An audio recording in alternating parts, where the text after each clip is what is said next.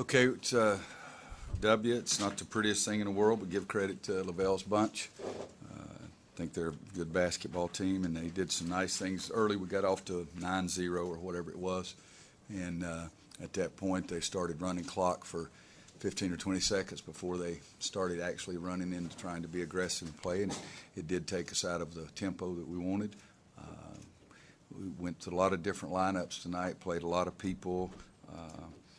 Didn't shoot the ball exceptionally well, didn't handle the ball exceptionally well. We had 14 turnovers. They had 14 turnovers, and they're playing zone most of the game, and we're playing pressure man-to-man and full court man-to-man, so we didn't exactly get them to turn the ball over. I look at the freshmen. That's pretty good. Justin Jackson was 3-1. Theo was 4-2, and Joel was 2-0, I think. So the freshman's assist-to-error ratio was a lot better than everybody else. I think we tried to hit too many home runs on the offensive end of the floor. It wasn't the thing that I was curious about is getting our guys to understand Marcus is a pretty doggone good player, and the other team's playing a box of one sometimes.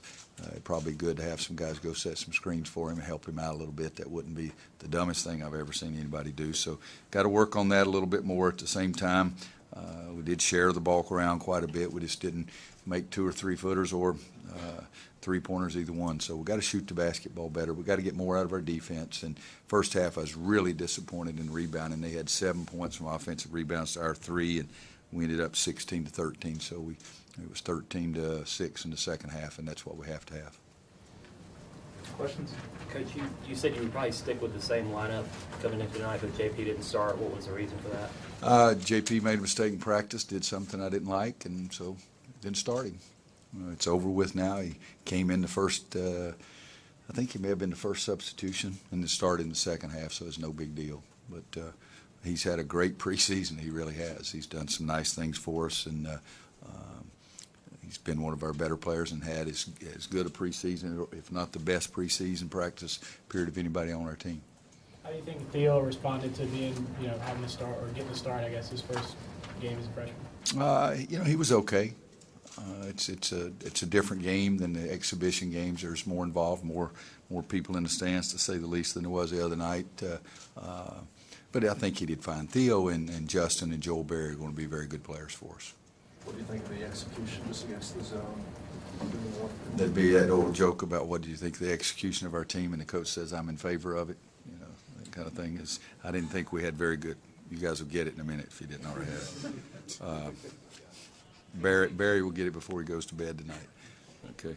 I didn't think it was very good.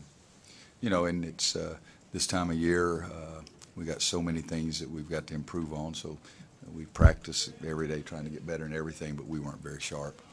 What do you think of the way your team, when you went to full court pressure and traps and stuff, how they did that? We got some baskets out of it, but we also gave up some layups. We did increase the tempo a little bit with that, and so I like that part of it.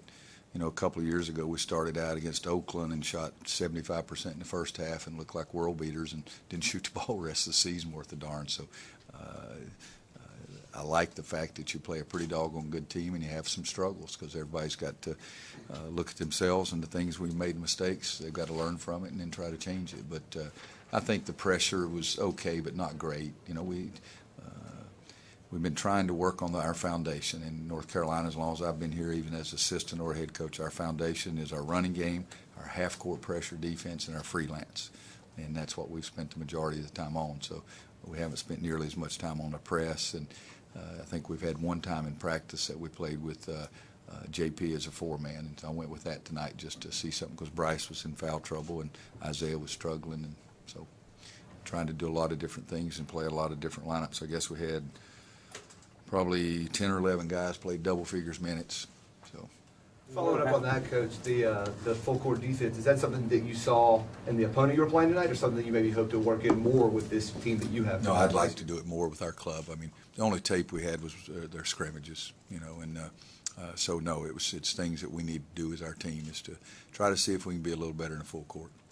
More of a half-court game that doesn't have the tempo of a lot of zone defense. Other things Justin will have to learn about kind of picking his spots to get the. Well, I think Justin and Theo both one time in the first half they took consecutive outside shots, and both times they could have penetrated the zone.